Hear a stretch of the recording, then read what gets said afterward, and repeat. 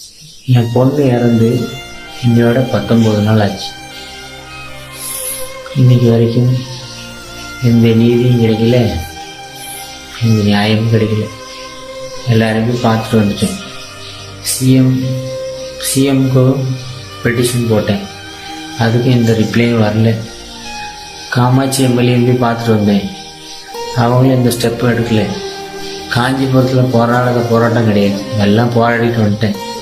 அங்கே என் பொண்ணோட நியூஸை கூட வெளியே வரவே கூடாது, அந்த அளவுக்கு அமுக்குறாங்கன்னா, காஞ்சிபுரத்தில் என்ன நியூஸ் போட்டாலுமே வெளியே வர முடியாத அளவுக்கு நியூஸு. எனக்கு அன்றைக்கி நான் நாள் நான் பேட்டி கொடுக்கும்போது 7 நியூஸ் சேனல்லேருந்து எனக்கு நியூஸ் எடுத்தாங்க. யார் கூட போடல. அப்போ என்ன பண்ணீங்க? டிலைட் பண்ணிட்டீங்களா, இல்லை யார்கிட்டயா கொண்டு காமிச்சிட்டு பணம் வாங்கிட்டீங்களா? அதுக்கு மட்டும் பதில் சொல்லுங்களேன். ஏன்னா என்ன மாதிரி ஈரம் உள்ளவன் 1000 பேர் இல்லை, 1,00,000 பேர் உலகத்தில் இருக்கான். கல்வித்துறை அமைச்சர் ராஜ்மோகன் அவர் தானே.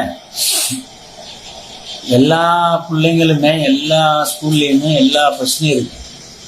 என் பிள்ளை பிரச்சனை இன்னைக்கு வரைக்கும் யாருமே ஒருத்தர் கூட கேட்கல.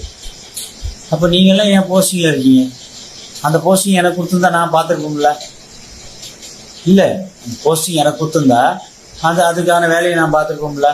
இல்லை, உங்களுக்கு சட்டசபையில் பேசுனீங்களே, என் பொண்ணு இறந்து 25 நாள் ஆச்சு, யாராவது ஒருத்தன் பேசுனீங்களா? இல்லை, எங்கள் அண்ணன் விஜய் தான் பேசினாரு. அவரை நம்பிக்கிட்டே இருக்கிறதுனால அவரை மட்டும்தான் நம்பினேன் என் பொண்ணுக்காக.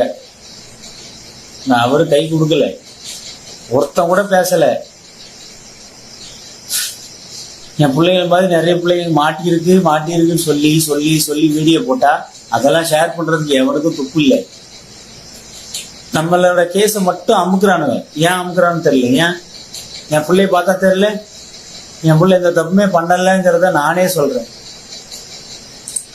ஏன் கவர்மெண்ட்டுக்கு நான் ஃபர்ஸ்ட் சொன்ன மாதிரி எப்பவும் அடி கேட்குறேன், உங்களுக்கு ஏதாவது ஒரு ஃபங்க்ஷன் போறதுக்கு மட்டும் டைம் இருக்கு.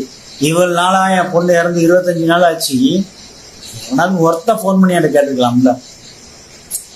அது கூட உங்களுக்கு டைம் இல்லைல்ல? இவர் போட்டோ மாட்டி வச்சிருக்கேன் வீட்டில். அதுக்குதான் கவர்மெண்ட்டுக்கு ஓட்டு போட்டேன். போட சொன்னான், விஜய் மாமாவுக்கு ஓட்டு போடு அப்படின்னு சொன்னான். விஜய் மாமாவுக்கு ஓட்டு நல்லா போட்டேன். விஜய் மாமா இப்போ 25 நாள் ஆச்சு, விஜய் மாமா இன்னும் விசாரிச்சுட்டு இருக்காரு என் கேஸ. அவன் அடிச்சு